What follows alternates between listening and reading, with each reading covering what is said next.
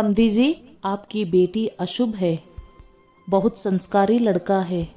तेरी बेटी राज करेगी जानकी, हाँ बोल दे। पर अब इतना क्या सोचना, घर बैठे इतना अच्छा लड़का मिलता है क्या? तू खुद सोच। पर एक बार सुमा से बात करनी होगी, वो क्या चाहती है। अरे जानकी, वो लड़की है, उससे क्या पूछना। क्या तेरे माँ बाप ने तुझसे पूछा था? बोल। पर दीदी, वो समय तब का था जब लड़कियों को सिर्फ घर की चार दीवारों में ही बस कर जानकी। लड़कियों के लिए समाज ने नियम कभी नहीं बदले। लड़की जवान हुई बस हाथ पीले कर दो, कहीं ऊंच नीच हो गए तो समाज को क्या मुंह दिखाएंगे। लेकिन सुमा पढ़ना चाहती है, कम से कम थोड़ा बहुत, और पढ़ लेती तो दुनिया को अपनी नज़रों से समझ पाती। अरे अभी उम्र ही क्या है उसकी, सिर्फ 18 साल। नहीं नहीं दीदी, कम उम्र में शादी, फिर बच्चे। इतनी छोटी सी उम्र में इतनी बड़ी जिम्मेदारी कैसे निभा पाएगी। अरे 12वीं तो पढ़ ही ली है। भाई देख ले, मेरा तो काम था बताना। बगल वाले गांव में सुना एक लड़की भाग गई, थू थू हो रहा है। नहीं, हमारी सुमा ऐसी नहीं। अरे समय का कुछ पता होता है, कब करवाहट लेता है। आजकल तो गांव हो या शहर, हर जगह में बेशर्मी की बायर चली रही है। जानकी जी के यहाँ सरला आई हुई थी, वो पूरे टोले मोहल्ले और आसपास के गांवों की खबर रखा करती है। उनके मीठे स्वभाव के कारण सब उनकी इज्जत भी दिया करते थे। आज उनका जानकी जी के यहाँ आना हुआ तो लगे हाथ उन्होंने उनकी बेटी के लिए रिश्ता बता दिया। रात को खाना खाते समय जानकी जी ने अपने पति से बात की। सुनिए जी, सरला दीदी कह रही थी वो बहुत अच्छे लोग हैं और लड़का तो बहुत संस्कारी, बहुत गुणगान गा रही थी। हाँ, मैं लड़के के परिवार को जानता हूँ। कैसे है जी? बहुत बढ़िया परिवार है। मैं खुद सोच रहा था अपनी सुमा के लिए उनके घर रिश्ता, पर सुमा अभी छोटी है जी।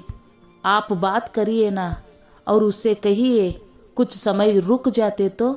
नहीं, बेटी को घर में बैठा कर रखना, इसका मतलब भी जानती हो, जमाना बहुत खराब है। जितनी जल्दी हो उतना अच्छा। जानकी जी एक तरफ तो चाहती थी ये उनकी बेटी का रिश्ता इतने अच्छे परिवार में हो जाए, और दूसरी तरफ उनका मन ऐसे कैसे कर दूं, अभी तो वो बच्ची है। उधर सुमा 12वीं की पढ़ाई के बाद अपने विवाह के सपने देखने लगी थी। खूब सजना, मेकअप करना, दोनों हाथों में खन खन करती हुई चूड़ियाँ पहनना। सुमा के पापा को ये सब बिल्कुल भी पसंद नहीं था। कई बार सुमा अपने कमरे में दरवाज़ा बंद किए अपने लंबे बालों को खोलती, अपनी माँ की लिपस्टिक लगाती। उसकी आंखों में अपनी शादी को लेकर सतरंगी सपने दिखाने लगे थे। अपने होने वाले भावी पति के बारे में सोचकर कई बार खुद ही शर्म कर खुद में सिमट जाती। तरह तरह की मैगजीन पढ़ती जो उसकी सहेलियां उसे चुपके से दे जाती। सुमा का विवाह तय हो गया था। सुमा को जैसे ही बात पता चली, उसने अपनी माँ से जिद करना शुरू कर दिया। माँ, मैं अपनी शादी में पार्लर जाकर सजूंगी। बेटा, तू तो वैसे ही इतनी सुंदर है, और तेरी भाभियाँ और सहेलियाँ है ना, वो ही तुम्हें सजा देंगी। माँ, बेटा, पिताजी नाराज हो जाएंगे। अच्छा, तो ऐसा कर, उस पार्लर वाली को ही घर बुला ले। सुमा खुश होते हुए अपनी माँ को गले लगा लेती है। सुमा की और पढ़ने की इच्छा उसके मन में थी ही नहीं। शायद जानती थी इतना पढ़ाई हो गई बहुत है। शहनाइयाँ बज रही थी, टोकरी भर भर कर मिठाइयाँ बन रही थी। घी की खुशबू से पूरा घर आंगन महक रहा था। फूलों से सजा हुआ घर, झिल मिलाती हुई लड़कियाँ मानो तारों को छिड़ा रही थी। बधाई देने वालों का घर में आना लगा हुआ था। इन रोशनी से भरे हुए एक कमरे में सुमा शर्माते हुए खुद को आईने में एक टका निहार रही थी। उसकी आभूषण उसकी खूबसूरत को चार चांद लगा रहे थे। लाल जोड़े में सजी हुई सुमा किसी अप्सरा से कम नहीं लग रही थी। सुमा जी, आपने तो मुझे बेवजह ही बुला लिया मेकअप करने के लिए। देखिए, आपको तो बस मैंने आंखों में काजल और होठों पर सिर्फ लिपस्टिक ही लगाया है कि आपका रूप चांद सा निखर आया है। बस कर, नज़र लगाएगी क्या मेरी बेटी को? जानकी जी बोली और नज़र का काला टीका लगा लिया। सुमा खिड़की पर देखकर अपने बारात का इंतज़ार करने लगी। बाहर का शोर सुनकर सुमा को कुछ अनहोनी होने का आभास होने लगा। बारात आ गई थी, लेकिन सबके चेहरे पर कोई खुशी का भाव नहीं था। बारातियों में खुसुर पुसुर हो रही थी।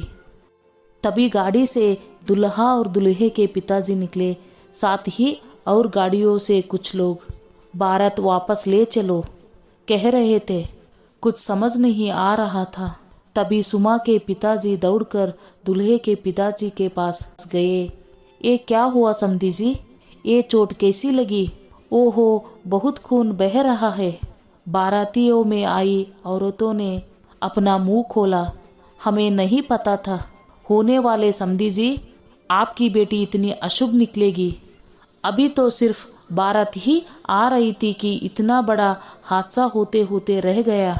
देखिए कितने लोगों को चोट आया है। ये शादी हो गई तो ना जाने क्या होगा। माफ़ी चाहते हैं। सुमा के पिताजी हाथ जोड़कर खड़े हो गए। जल्दी जल्दी डॉक्टर को बुलाया गया। लड़की वालों को कुछ समझ नहीं आ रहा था, क्या किया जाए। बारातियों की औरतों ने अपनी पंचायती लगा रखी थी। नहीं होगी शादी, लड़की के पैर ठीक नहीं है। देखो कितना बड़ा अपशगुन हो गया। हाँ तो इधर लड़की वालों का मुंह सूख रहा था।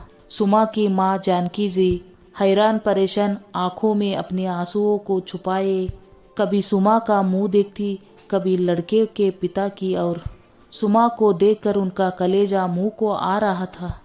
अभी तो फेरे भी नहीं पड़े, मांग में सिंदूर भी नहीं सजा कि उनकी बेटी की अभी से एक औरत होने की परीक्षा शुरू हो गई। उनकी आंखों के आंसू रुक नहीं रहे थे। सुमा को कुछ समझ नहीं आ रहा था। तभी दुल्हे ने आकर कहा, माँ, ईश्वर की कृपा से पिताजी बिल्कुल ठीक है और बाकी सब भी। शादी की आगे की तैयारियां शुरू करिए। सुमा मेरी होने वाली पत्नी है और आप भी मेरी माँ समान है। जीवन में ये सब होते रहते हैं, इसमें सुमा का या किसी और का कोई दोष नहीं है। जानकी जी और सुमा के पिताजी अपने होने वाले दामाद को ढेर सारा आशीर्वाद देने लगे। जैसा सुना था आप वैसे ही निकले जवाई बाबू। हमारी सुमा की अब हमें बिल्कुल भी चिंता नहीं। अजी समधी जी, चलिए, मुहूर्त का समय हो रहा है। बेटी हमें देनी है या नहीं आपको? अब तो आपकी ही है समधी जी। घर में फिर से शहनाइयाँ बजने लगी। दुल्हे के निर्णय ने कुछ लोगों का मुंह बंद कर दिया था। सुमा जयमाला के लिए तैयार हो रही थी। तभी एक बच्ची ने आकर कहा, दीदी, जीजाजी ने कहा है आप बहुत सुंदर लग रही है, बस आंखों का काजल थोड़ा फैल गया है। सुमा ने शर्माते हुए पूछा, और क्या कह रहे थे रे? दीदी को कहना मैं उन्हें हंसते हुए देखना चाहता हूँ, रोते हुए नहीं। और ये फूल दिया है। सुमा भागकर आईने के पास खड़ी हो गई। आंखों के काजल ने उसकी खूबसूरती बढ़ाने के साथ उसके जीवन में आने वाली हर परेशानियों को उसके पति के रूप में एक काला टीका दे दिया है, जो ताउम्र उसकी हिफाजत करेगा।